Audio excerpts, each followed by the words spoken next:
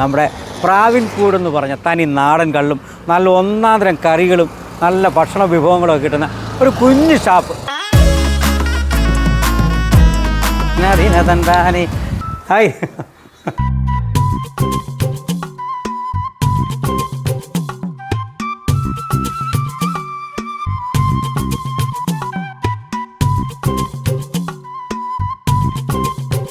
ആവോലി തല ഫ്രൈ ചെയ്തത് അലങ്കരിച്ച് വെച്ചിരിക്കുകയാണ്. നമുക്കതിൻ്റെ ടേസ്റ്റ് എന്നാണ് നമുക്ക് നോക്കാം.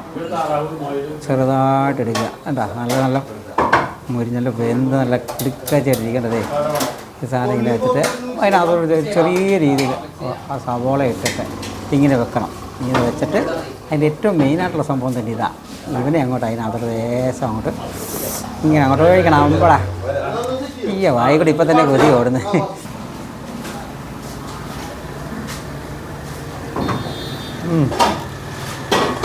അയ്യോ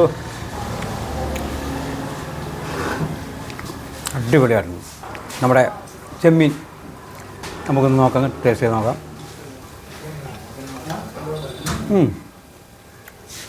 അതും നല്ല സ്പൈസി ആയിട്ട് നല്ല മസാലയ്ക്കകത്തൊരു പ്രത്യേക ടേസ്റ്റ് നമുക്ക് അനുഭവപ്പെടും. അല്ലോ സ്പെഷ്യൽ ഐറ്റം ഞണ്ട്. അതിൻ്റെ ഹൃദയഭാഗം തന്നെ ഞാൻ കഴിക്കാൻ പോവാം. ഏത് കണ്ട നമ്മുടെ ഞണ്ടിൻ്റെ ഹൃദയഭാഗം.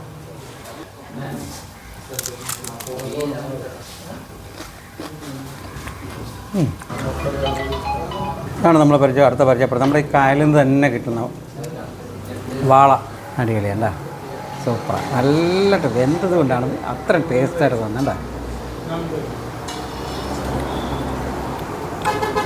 എക്സ്ട്രാ സ്പെഷ്യൽ ഐറ്റം കക്കയിറച്ചി. ഇവിടുത്തെ കക്കയിറച്ചി ഇതണ്ട, അതാണ് പ്രാവിൻകൂടാക്കിയിരിക്കുന്ന കക്കയിറച്ചി.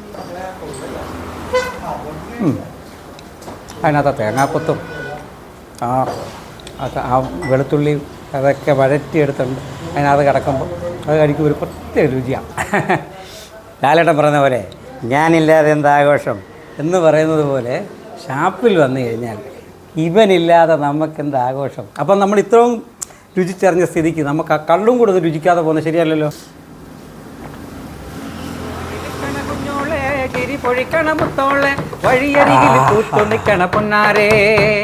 തനിച്ചിരിക്കണ നേരത്ത് അടുത്ത് വന്നവരാരാണ്, അവരൊരു തിരിച്ചെന്ന കാര്യം എന്താണ്? വെയിൽ കൊള്ളണ നേരം മഴ തരുന്നവനാര്, മാറ്ററിയണ മൈനക്കെന്തിന് പൊന്നേ, ഇളമാനിനേക്കാൾ നീളമുള്ള കണ്ണ്. കള്ളും കറി കഴിക്കണമെങ്കിൽ നമ്മുടെ പ്രാവും കൂടി ഷാപ്പിൽ നിന്ന് കഴിക്കണം.